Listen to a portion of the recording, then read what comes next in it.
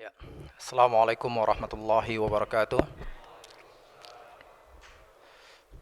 Innal hamdalillah nahmaduhu wa nasta'inu wa nastaghfiruh wa na'udzu billahi min syururi anfusina wa min sayyiati a'malina man yahdihillahu fala mudilla lahu wa man yudlilhu fala hadiyalah. Asyhadu an la ilaha illallah wahdahu la syarika lah wa asyhadu anna Muhammadan abduhu wa rasuluh. Allahumma salli wa sallim ala nabiyyina Muhammadin wa ala alihi wa sahbihi wa man tabi'ahum bi ihsanin ila yaumiddin, amma ba'd. Ikhwatal iman rahmati Allah Subhanahu wa taala, puji dan syukur kita kepada Allah Jalla wa ala yang telah memberikan limpahan rahmatnya, maghfirahnya, kenikmatan-kenikmatannya kepada kita semua, baik nikmat keimanan, keislaman, kesehatan, kekuatan, sehingga alhamdulillah Allah permudah bagi kita semua untuk salat berjamaah, salat maghrib berjamaah di sini, dan kemudian Allah Subhanahu wa taala kuatkan pula hati kita untuk terus mendekatkan diri kita kepada Allah Subhanahu wa taala dengan bermajlis ilmu.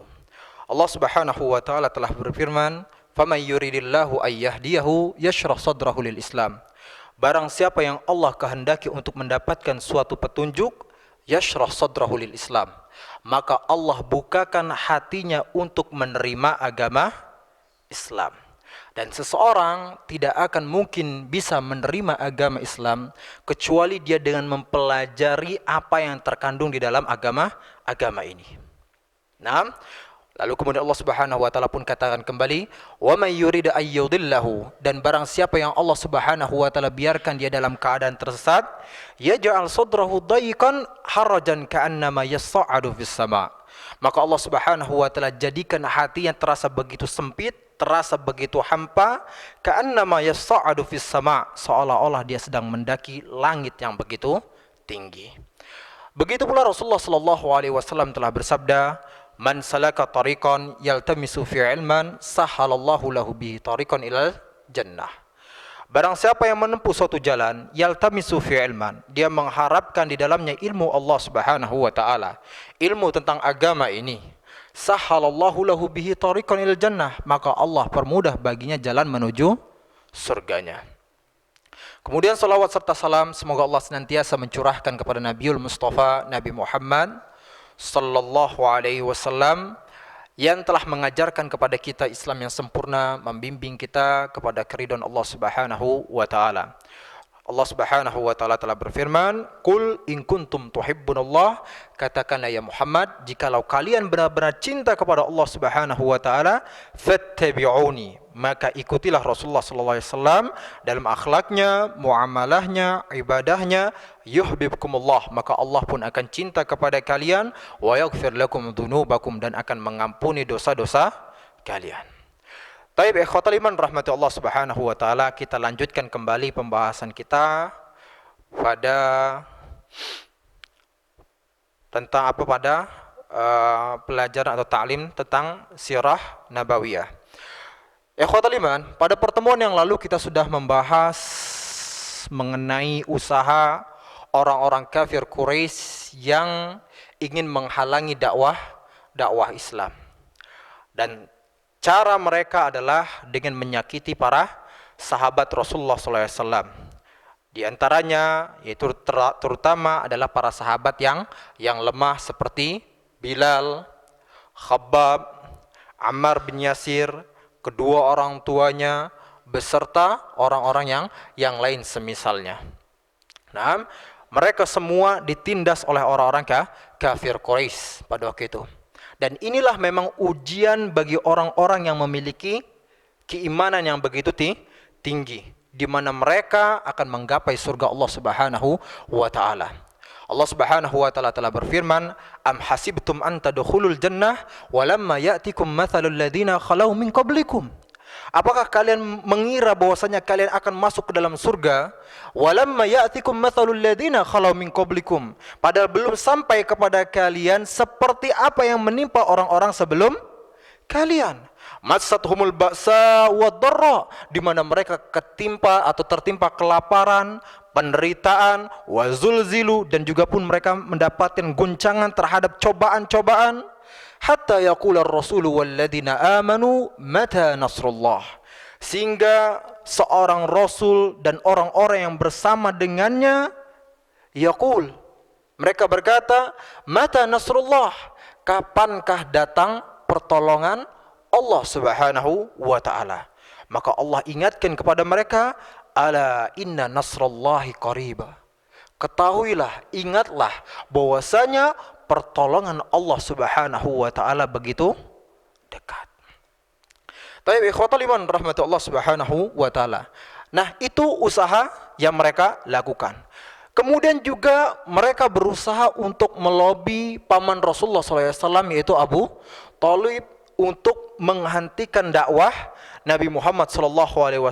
Namun kenyataannya mereka tidak berhasil atau mengalami kegagalan dalam diplomasi mereka terhadap Abu Thalib, dan Abu Thalib tetap mengikrarkan kepada mereka bahwasanya dia akan tetap menjaga keponakannya, yaitu Rasulullah Shallallahu Alaihi Wasallam beserta kaumnya. Nah, ikhwatul iman rahmatullah Subhanahu Wa Taala, ketika tahapan-tahapan tadi sudah tidak lagi mereka dapatkan celahnya, tidak mendapatkan lagi jalannya, maka pada waktu itu mereka pun mulai membatalkan penghormatan mereka, ya, atau pemuliaan mereka terhadap Nabi Muhammad SAW yang sebelumnya mereka lakukan. Tentunya sebelum Nabi Muhammad SAW diangkat sebagai seorang nabi. Dulu mereka selalu mengeluh-ngeluhkan Nabi Muhammad SAW, menggadang-gadangkan beliau, memuliakan beliau, dianggap Nabi Muhammad diberikan gelar dengan Al-Amin, ya, orang yang amanah, orang yang jujur dan lain sebagainya. Namun ketika beliau sudah mulai untuk mendakwahkan keislaman, mendakwahkan tauhid, baru kemudian muncul pertentangan dari mereka. Nah, tadi mereka semuanya akhirnya membatalkan penghormatan mereka kepada Nabi Muhammad SAW dan mulai menyerang atau mengarahkan penghinaan, pelecehan, penyiksaan, penindasan kepada Rasulullah SAW. Dan tentunya orang yang berada pada garda terdepan yang ingin menindas Nabi Muhammad SAW adalah siapa? Abu Lahab. Abu Lahab. Ya. Dan dia memang mudah untuk menyakiti Rasulullah SAW. Tidak seperti yang lainnya yang berasal dari klan-klan lainnya. Kalau yang berasal dari klan-klan lainnya masih berpikir ulang untuk menyakiti Rasulullah SAW. Karena apa? Mereka berpikir kalau seandainya mereka menyakiti Nabi Muhammad, maka orang-orang dari klan Bani Hashim pasti akan memerangi mereka. Tetapi Abu Lahab yang berasal dari satu kabilah dengan Nabi Muhammad dan plus pamannya Nabi Muhammad, dia dengan leluasa untuk menyakiti beliau. Kita tahu bagaimana pada waktu itu Abu Lahab, ya, ketika Nabi Muhammad SAW menyerukan ketauhidan kepada orang-orang kafir Quraisy ketika di Bukit Safa, agar mereka bertauhid kepada Allah Subhanahu wa taala, dan kemudian Nabi Muhammad SAW pun memperingatkan mereka tentang azab neraka jahanam. Tiba-tiba kemudian Abu Lahab maju, berdiri dan mengeraskan perkataannya, mengatakan, "Alihadza jama'atana tabban laka." Apakah ya Muhammad gara-gara perkara ini engkau mengumpulkan kami? Celaka engkau ya Muhammad. Maka atas perkataan Abu Lahab ini langsung turun firman Allah Subhanahu wa taala, yaitu surat Al-Lahab, yang mengatakan, menjelaskan bahwasanya Abu Lahab beserta istrinya akan mendapatkan kebinasaan baik di dunia maupun di akhirat nanti dengan penyiksaan neraka jahanam. Ini satu tindakan Abu Lahab. Kemudian juga Abu Lahab sebelum Nabi Muhammad SAW diangkat menjadi seorang nabi, Abu Lahab menikahkan kedua putranya, yaitu Utbah dan Utaibah, dengan dua putri Rasulullah SAW, yaitu bernama Ruqayyah dan Ummu Kulsum. Namun ketika tadi Nabi Muhammad SAW sudah memulai dakwah Islam, ya, maka Abu Lahab memerintahkan kepada kedua putranya tadi agar menceraikan putri-putri Rasulullah SAW dengan cara yang kasar, dengan cara yang keras. Sebagai apa? Penghinaan kepada Nabi Muhammad SAW. Ini yang kedua. Lalu kemudian yang ketiga juga, ya, ketika putra Nabi Muhammad SAW meninggal pada waktu itu, maka Abu Lahab begitu bahagia dan kemudian menyebarkan isu kepada orang-orang bahwasanya Muhammad telah terputus keturunannya. Maksudnya adalah apa? Tidak ada lagi yang bisa meneruskan kejayaan Muhammad, dan Muhammad pasti namanya akan terlupakan oleh manusia. Ya, Nabi Muhammad lagi sedih-sedihnya mendengar berita isu yang gak enak, ya, nambah sedih beliau. Maka kemudian pada waktu itu turunlah firman Allah Subhanahu wa taala surat Al-Kautsar, yang Allah Subhanahu wa taala ingin menghibur hati Nabi Muhammad sallallahu alaihi wasallam, yaitu inna a'tainakal kautsar. Ya Muhammad, kami telah memberikan kebaikan yang begitu banyak kepada engkau. Fasholli li rabbika wanhar. Maka beribadahlah engkau, salatlah engkau kepada Allah Subhanahu wa taala dan sembelihlah karena Allah Subhanahu wa taala. Dan kemudian dalam ayat ini dikatakan inna syani'aka huwal abtar. Dan sesungguhnya orang-orang yang mencela engkau ya Muhammad, dialah yang abtar, yaitu terputus, yaitu terputus dari rahmat Allah Subhanahu wa taala. Nah, ini untuk Abu Lahab dan orang-orang yang menyebarkan isu tersebut.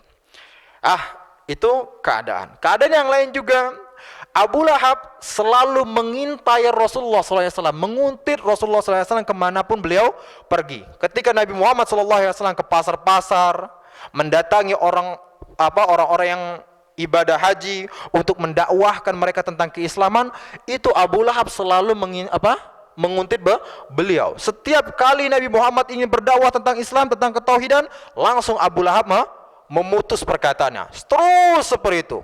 Dan bahkan pada waktu itu Abu Lahab, ya, sampai melempari Nabi Muhammad SAW dengan batu sampai Nabi Muhammad SAW berdarah-darah. Itu yang dilakukan Abu Lahab. Namun tadi kita katakan, ya, dengan segala apa yang dilakukan oleh Abu Lahab tersebut, ya, klannya atau kabilahnya nggak bisa berbuat apa-apa. Ya, nggak bisa berbuat apa-apa. Paling hanya mengingatkan kepada Abu Jahal jangan melakukan hal tersebut.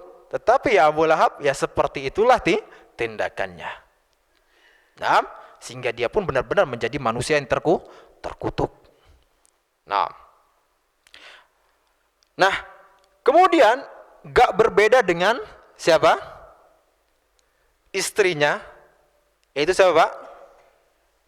Siapa istrinya? Ummu Jamil, ya, itu nggak berbeda dengan Abu Lahab. Hari-harinya ketika bertemu dengan Nabi Muhammad SAW selalu mencaci maki beliau, mencela beliau, ya. Di satu keadaan, ya, di mana Ummu Jamil selalu meletakkan duri di malam hari di jalan-jalan yang dilalui oleh Nabi Muhammad SAW untuk menyakiti beliau, dan bahkan dia pun meletakkan duri-duri tersebut di depan rumah Rasulullah SAW, sehingga ketika beliau keluar dari rumahnya langsung tertusuk duri-duri tersebut. Nah, itu terus menerus dilakukan oleh siapa? Abu Lahab dan juga istrinya, yaitu Ummu Jamil. Nah, suatu ketika ketika Abu Lahab dan Ummu Jamil ini mendengar turunnya ayat, ya, yaitu surat Al-Lahab tadi, yang menjelaskan tentang keadaan mereka, maka kemudian pada waktu itu Ummu Jamil marah-marah, ya, dan mencela-cela Nabi Muhammad.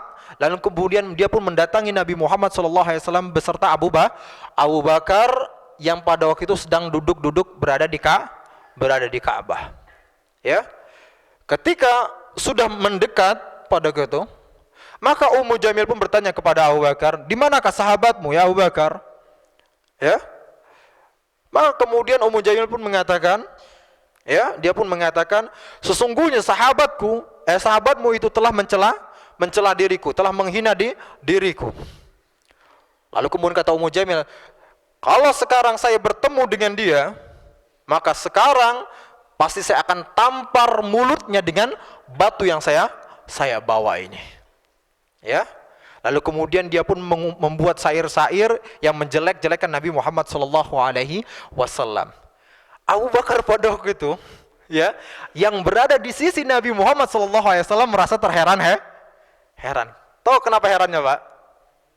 Hah? Karena nggak ngelihat.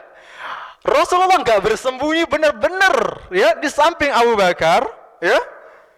Tapi Ummu Jamil nggak melihat sama sekali Nabi Muhammad, sehingga Abu Bakar tadi bertanya kepada Rasulullah, ya Rasulullah, bukankah Ummu Jamil melihatmu ya Rasulullah? Tapi kemudian apa jawab Rasulullah? Ya, sekali-kali tidak.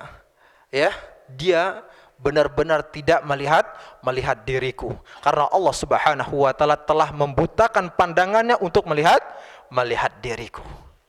Tuh Pak, Masya Allah. Nah, tadi itu kita katakan ini adalah Abu Lahab dan Ummu Jamil yang mereka terus-menerus menindas Rasulullah sallallahu alaihi wasallam.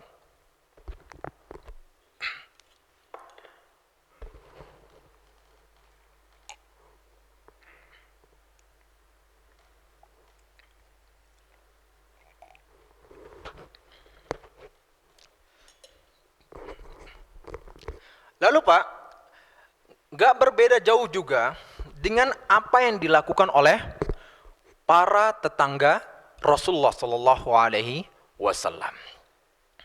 Sama, mereka pun juga melakukan penindasan kepada Rasulullah Sallallahu Alaihi Wasallam. Di antaranya adalah Uqbah bin Abi Mu'aid.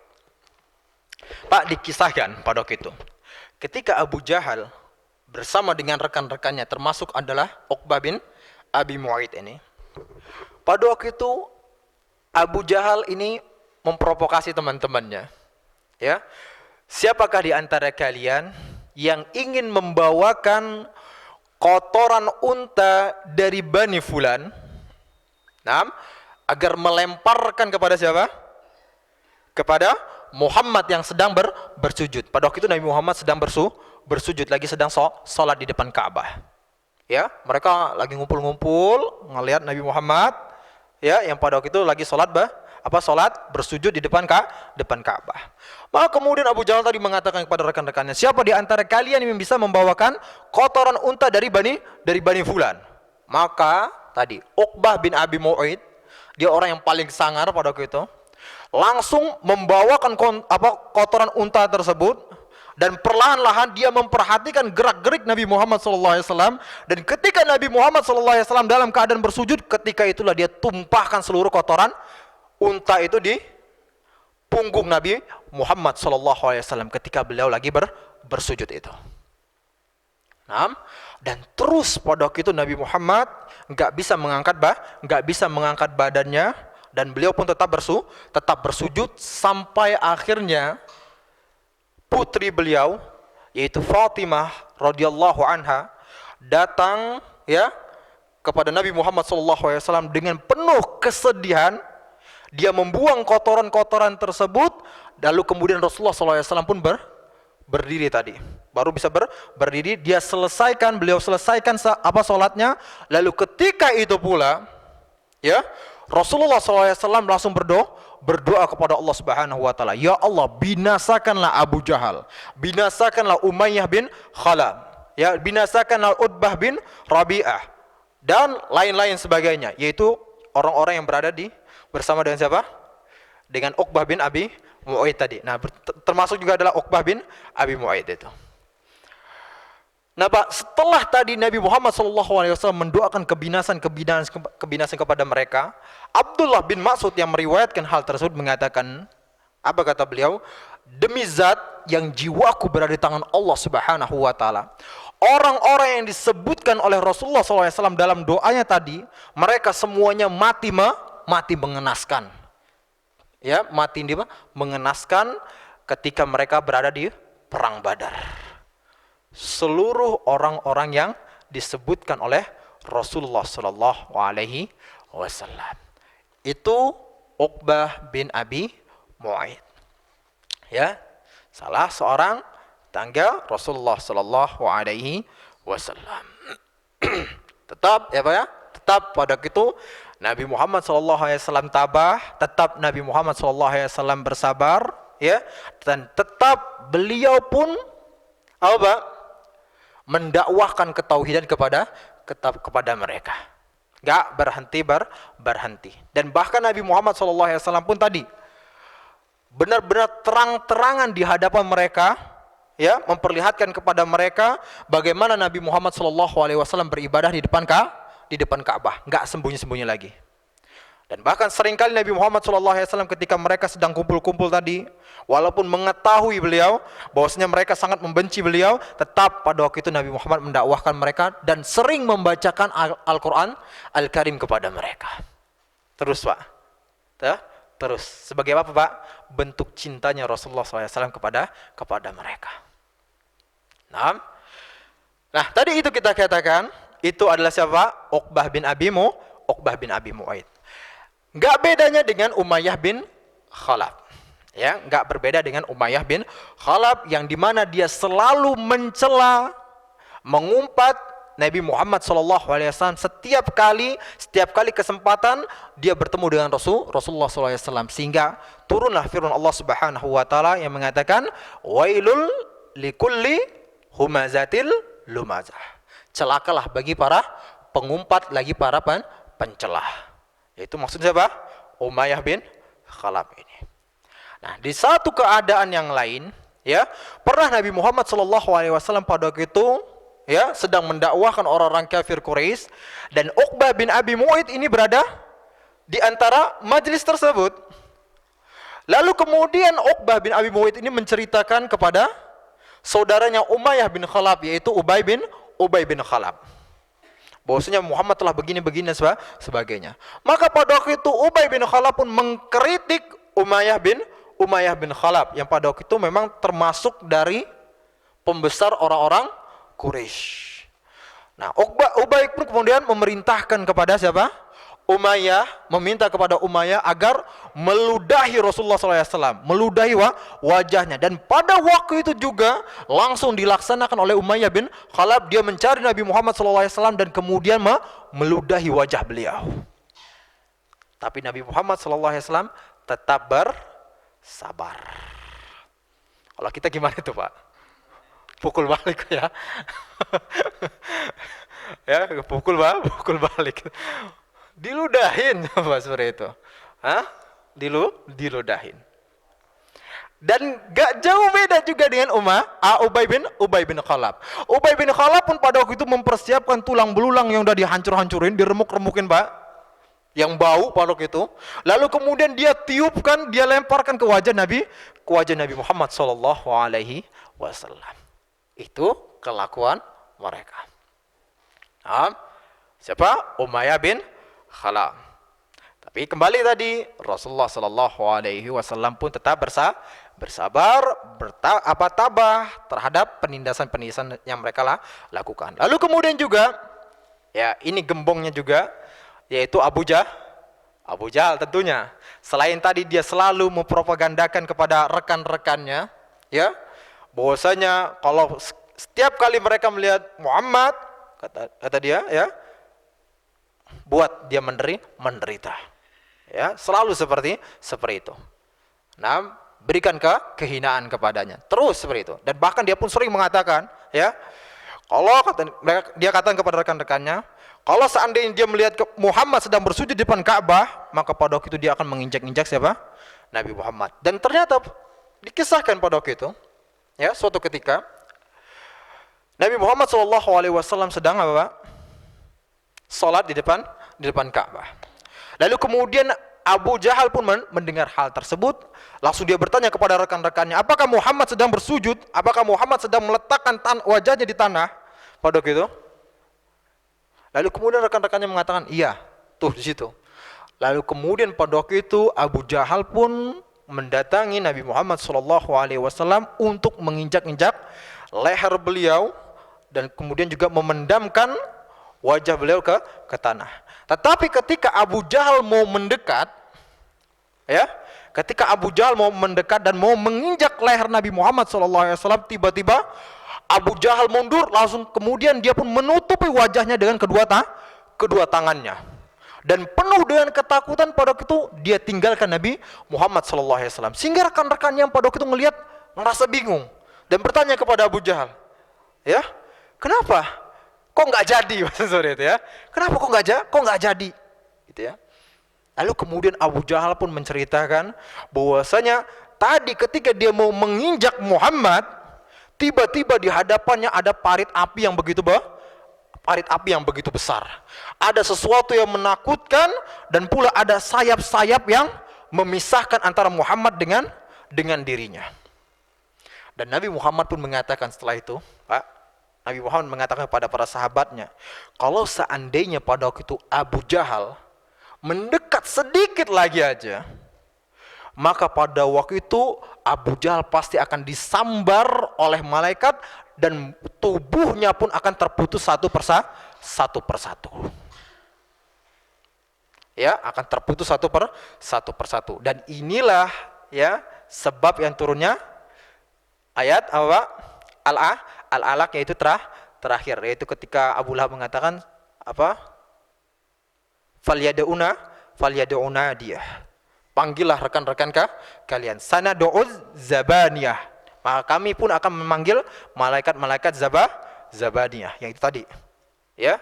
Yang tadi kalau seandainya Abu Jahal itu mendekat sedikit saja, maka malaikat-malaikat zabaniyah tadi itu akan memusnahkan Abu Jahal. Nah, karena apa? Karena Abu Jahal berkenaan dengan tadi Sanadu'uz zabaniyah itu.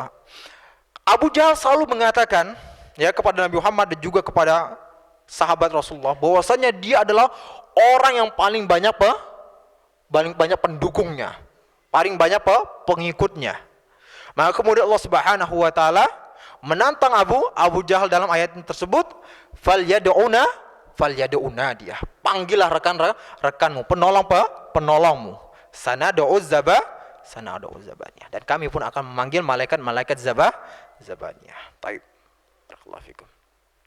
Nah, Pak, itulah tadi ya penyiksaan atau penindasan yang dilakukan oleh orang kafir Quraisy kepada Nabi Muhammad sallallahu alaihi wasallam. Tetapi Pak, ya, penindasan yang terjadi atau yang dilakukan oleh orang-orang kafir Quraisy tentunya kepada Nabi Muhammad sallallahu alaihi wasallam tidak sebesar atau tidak separah apa yang dilakukan oleh orang-orang kafir Quraisy terhadap siapa? Sahabat-sahabat Rasulullah sallallahu alaihi wasallam. Nah, apalagi tadi kita katakan kaum-kaum lemahnya seperti Bilal, kemudian siapa? Ammar bin Yasir, kemudian siapa lagi, Pak? Khabbab. Nah, dan sahabat-sahabat yang lainnya, ya. Kenapa? Karena tadi, ya, orang-orang kafir Quraisy, walaupun mereka tadi mau membatalkan penghormatan mereka kepada Nabi Muhammad SAW, namun kenyataannya mereka pun masih agak takut untuk menyakiti Nabi Muhammad SAW. Karena apa? Karena ada orang-orang yang masih melindungi beliau. Siapa? Pamannya, yaitu Abu Thalib. Tentunya ya Pak ya, tentunya adalah pertolongan dari Allah Subhanahu wa taala. Lalu kemudian juga adalah Abu Thalib, di mana Abu Thalib adalah termasuk pemimpin orang-orang Quraisy. Dia sangat dihormati oleh orang-orang Quraisy. Dan juga Abu Thalib juga adalah pemimpinnya dari Bani Hashim, ya. Dan orang-orang Bani Hashim tidak akan membiarkan apabila ada orang-orang dari klan yang lainnya menyakiti Nabi Muhammad sallallahu alaihi wasallam. Berbeda dengan para sahabat-sahabat yang lainnya, ya. Berbeda dengan para sahabat-sahabat yang lainnya, di mana mereka dari klan yang lain pun ya berani untuk menyakiti mereka. Tentu kayak misalnya contoh Bilal ataupun Khabbab, ya, itu dari klan-klan lainnya pun berani untuk menyiksa Khabbab. Nah, berbeda dengan Rasulullah SAW. Nah, ketika Nabi Muhammad SAW melihat banyak penindasan-penindasan yang terjadi kepada siapa? Kepada para sahabatnya, dan mulai hati beliau pun merasa begitu berat, ya. Ditambah lagi pada waktu itu, ya, ketika awal-awal atau pada tahun keempat kenabian, ya, baik dari pertengahannya sampai ke terakhir tahun keempat kenabian, awalnya orang-orang kafir Quraisy ketika mereka menindas para sahabat Rasulullah masih biasa-biasa aja. Tetapi ketika sudah memasuki pertengahan tahun kelima kenabian, ya, maka mereka pun meningkatkan penindasan-penindasannya kepada para sahabat, sehingga pada waktu itu para sahabat pun udah benar-benar tidak mendapatkan tempat yang luas di kota Makkah. Gak ada apa lagi. Karena apa? Di setiap tempat dimanapun mereka, pasti orang-orang kafir Quraisy menyakiti mereka. Sehingga mereka pun memikirkan bagaimana cara untuk meloloskan diri mereka dari penindasan-penindasan mereka. Dan kemudian pula, ya, turun firman Allah Subhanahu wa taala, yaitu surat, ya, Az-Zumar ayat 10, yang pada waktu itu menjelaskan atau mengisyaratkan kepada mereka bahwasanya ardullah wasi'ah, bahwasanya apa? Bumi Allah Subhanahu wa taala ini luas. Maksudnya apa? Berhijrahlah kalian ke tempat lain. Jauhkanlah diri kalian dari penindasan-penindasan orang kafir. Jagalah agama kalian, jagalah keimanan kalian dari fitnah. Maka Nabi Muhammad SAW pun yang tadi mengetahui ya isyarat dari surat tersebut, maka Nabi Muhammad pada waktu itu mulai mencari memperhatikan di manakah tempat yang cocok untuk berhijrah. Maka pada waktu itu setelah Nabi melihat kalau misalnya ke Persia sama aja penindasannya. Karena mereka telah berbudak dengan apa? Dengan ide mereka, Tuhan api mereka. Begitupun juga ketika Nabi Muhammad melihat kepada negeri-negeri Romawi, seperti itu juga. Mereka juga memperbudak rakyat mereka. Ya, merampas harta rakyatnya. Akhirnya Rasulullah SAW terus memantau dan mendapatkan tempat yang terbaik untuk mereka hijrah kemana, Pak? Ke Habasyah. Ya, atau bahasanya sekarang siapa, apa, Pak? Apa Habasyah? Ethiopia. Ya, dan Nabi Muhammad SAW pun menjelaskan kepada mereka bahwasanya di Habasyah itu ada raja yang begitu adil, raja yang gak pernah menzalimi rakyatnya, yaitu siapa? Raja Najasyi. Ya, Raja Najasyi. Maka kemudian ketika mereka sudah mendapatkan penjelasan dari Rasulullah SAW, gelombang pertama ya mulai bergerak untuk berhijrah pada waktu itu. Ya, 12 orang laki-laki dan juga 4 wanita. Ya, mereka sembunyi-sembunyi, ya, di malam gelap gulita mereka berhijrah pada waktu itu kota Habasyah. Mereka mendatangi pelabuhan dan alhamdulillah pada waktu itu Allah permudah hijrah mereka. Kenapa? Tiba-tiba ada 2 kapal yang berlabuh di sana. Dan orang-orang kafir Quraisy pun sudah mengetahui bahwasanya mereka ini berhijrah, dan kemudian mereka pun mulai melakukan pengejaran ke pelabuhan tersebut. Tetapi tadi kapal-kapal tadi sudah pergi, dan akhirnya alhamdulillah, ya, gelombang pertama ini hijrah duluan ke kota Habasyah, dan itu dipimpin oleh siapa? Utsman bin Affan. Ya, Utsman bin Affan.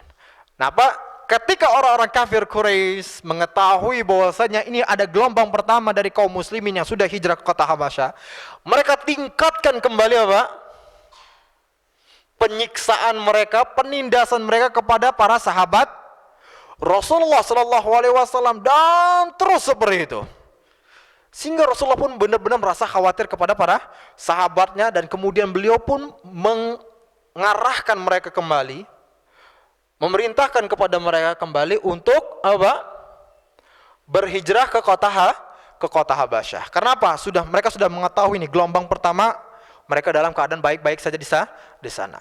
Maka kemudian Pak pada waktu itu bersiaplah gelombang kedua ini. Mereka diam-diam sembunyi-sembunyi pada waktu itu berjumlah 83 laki-laki plus 18 wanita. Agak banyak nih. Ya, 18 wanita. Jadi berapa semuanya Pak? 101 ya. 101 orang itu mereka ingin berhijrah ke Habasyah dan pada waktu itu dipimpin oleh Ja'far bin Abi Thalib. Ya, Ja'far bin Abi Thalib pada gitu. Dan akhirnya tadi mereka pun sampai ke kota Habasyah pada gitu, Pak. Orang-orang kafir Quraisy mereka mendapatkan kecolongan kembali, ada 100 lebih orang-orang muslimin yang sudah ada di kota Habasyah pada waktu itu. Dan akhirnya orang-orang Quraisy ini, orang-orang kafirnya, mereka mengirim duta besar mereka, ya, mengirim 2 duta besar mereka, diplomasi terbaik, ya, diplomator terbaiknya, yang jago berbicara. Nah, pada waktu itu siapa Pak? Amru bin As dan Abdullah bin Abi Rabi'ah. Ya, ini kalau Amru bin As udahlah, nggak usah dipungkiri ya. Bahwasanya memang dia adalah seorang diplomator yang begitu jago nih. Akhirnya pada waktu itu Amru bin As dan Abdullah bin Abi Rabi'ah ini pergi mereka pada waktu itu ke kota Habasyah dengan membawa hadiah yang begitu banyak pada waktu itu, Pak.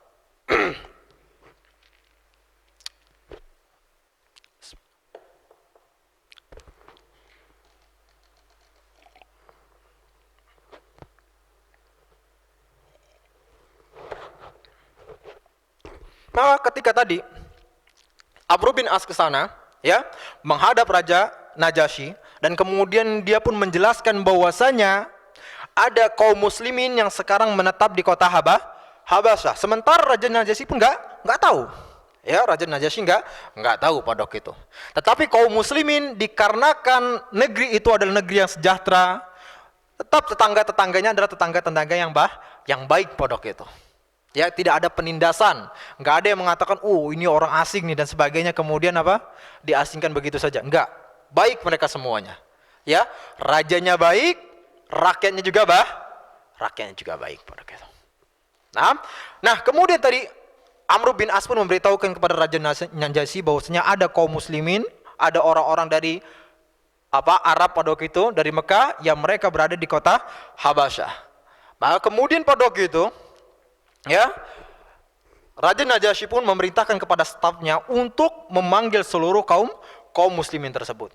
Akhirnya mereka dipanggil, ya, dan kemudian Ja'far bin Abi Thalib pada waktu itu mengatakan kepada kaum muslimin yang lainnya, biarkan saya menjadi juru bicaranya yang akan berbicara dengan Raja Najasyi. Akhirnya pas ketika mereka datang, ya, kaum muslimin ini datang beserta orang-orang yang lainnya, mereka semuanya pada waktu itu mengucapkan salam kepada Raja Najasyi, ya, dengan apa Pak? Bersujud atau membungkukkan punggung mereka semuanya. Ya, sama kayak kita ketahui ya, seperti itu. Cuman kaum muslimin saja pada waktu itu tetap berdiri. Dan kemudian mereka pun mengucapkan salam kepada Najasyi. Maka mulai tuh Amr bin As, ya, menghasut Raja Najasyi dan kemudian mengatakan, tuh, lihat penerjemahnya begitu, mereka tidak mau bersujud melakukan penghormatan kepada siapa? Kepada Raja Najasyi. Lalu kemudian Raja Najasyi pun bertanya kepada mereka melalui penerjemahnya pada gitu, kenapa mereka nggak mau bersujud kepada siapa? Kepada Najasyi. Maka kemudian mereka mengatakan, ya, Ja'far bin Abi Thalib pada waktu itu mengatakan, kami hanya bersujud kepada Allah Subhanahu wa ta'ala. Lalu kemudian Najasyi pun bertanya kembali kepada mereka, kalau gitu, kalau memang maksudnya nggak bersujud, ya, kenapa engkau tidak melakukan penghormatan kepada saya sebagaimana penghormatan orang-orang yang ada di sini?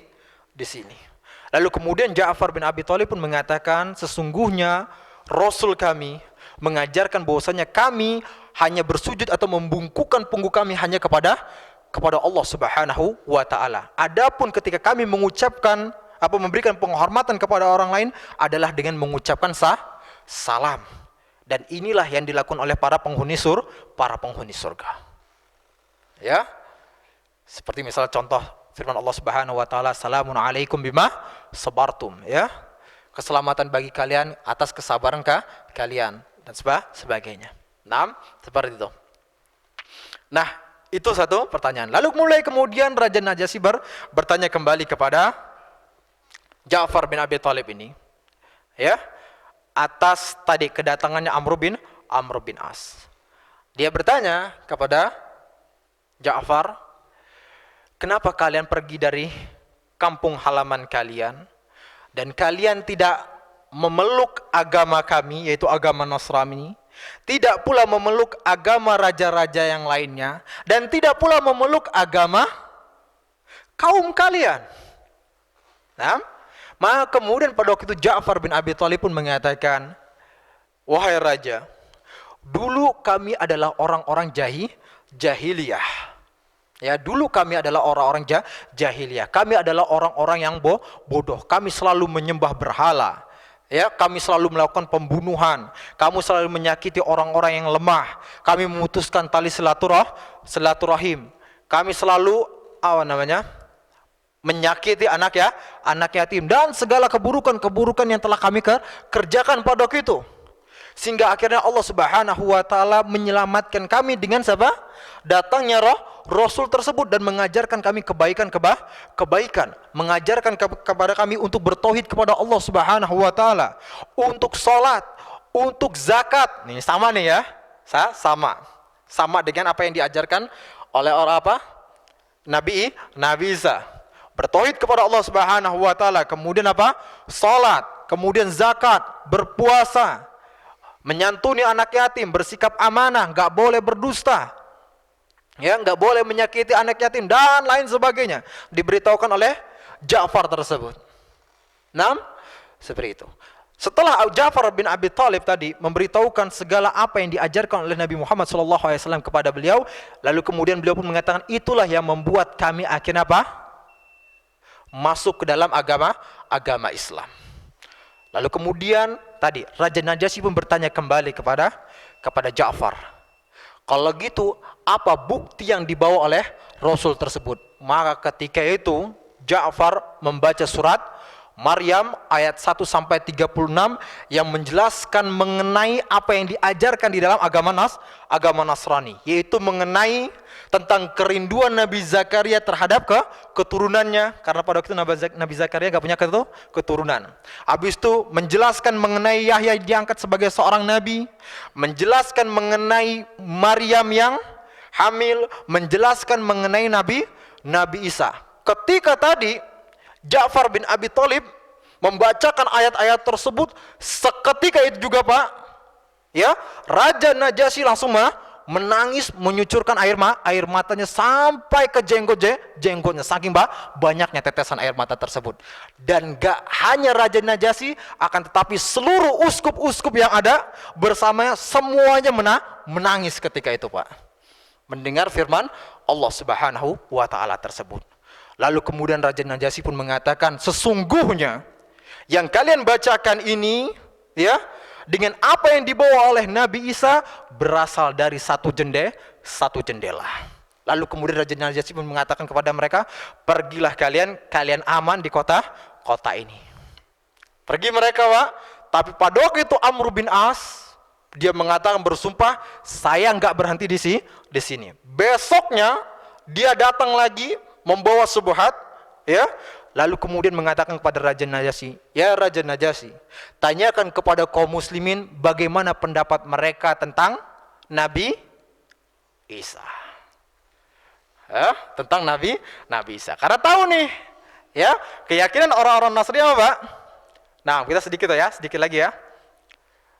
Adalah apa, Pak? Kebanyakan orang Kristen, orang Nasrani, Nabi Isa adalah Tuhan pada waktu itu. Ini dipancing nih. Akhirnya kebingungan pada waktu itu. Ya, kebingungan Ja'far, tapi mereka tetap bersepakat untuk menjawabnya dengan jujur. Akhirnya mereka datang, ditanya oleh Raja Najasyi, bagaimana pendapat kalian tentang Nabi Isa? Maka kemudian Ja'far pun mengatakan, kami menyampaikan seperti apa yang disampaikan oleh Rasulullah SAW, bahwasanya Isa adalah hamba Allah dan Rasulnya dan ruhnya dan kalimatnya yang disampaikan kepada Maryam. Ketika mendengar hal tersebut, Raja Najasyi pun mendatangi mereka dan mengambil sebuah ranting dan mengatakan, sesungguhnya apa yang engkau ucapkan ini, ya, tidak melangkahi Isa walaupun sebatas ranting ini. Maksudnya apa? Antara apa yang engkau ucapkan dan apa yang diajarkan oleh Nabi Isa ternyata sama pada waktu itu. Dan kemudian Raja Najasyi pun mengatakan kepada mereka, kalian semua aman di sini. Siapapun yang menghina kalian, mencela kalian, maka dia akan mendapatkan sanksi. Dan kemudian Raja Najasyi mengatakan kepada para uskupnya, kembalikan semua hadiah tersebut kepada dua orang ini. Kami atau kita atau saya tidak membutuhkannya. Dan Pak, dalam riwayat-riwayat dinyatakan memang pada waktu itu akhirnya Raja Najasyi masuk Islam. Karena apa? Disebutkan dalam riwayat ketika Raja Najasyi meninggal, Allah Subhanahu wa taala mengabarkan kepada Nabi Muhammad SAW yang berada di kota Madinah untuk salat gaib terhadap siapa? Raja Najasyi. Nah, sampai sini saja Pak. Semoga apa yang kita pelajari bermanfaat bagi kita semua dan dicatat oleh Allah Subhanahu wa taala sebagai pahala yang besar, dan semoga kita semua dikumpulkan oleh Allah Subhanahu wa taala dalam surganya. Mari kita tutup dengan baca doa kafaratul majlis. Subhanakallahumma bihamdika asyhadu an la ilaha illa anta astaghfiruka wa atubu ilaik. Sekian, assalamualaikum warahmatullahi wabarakatuh.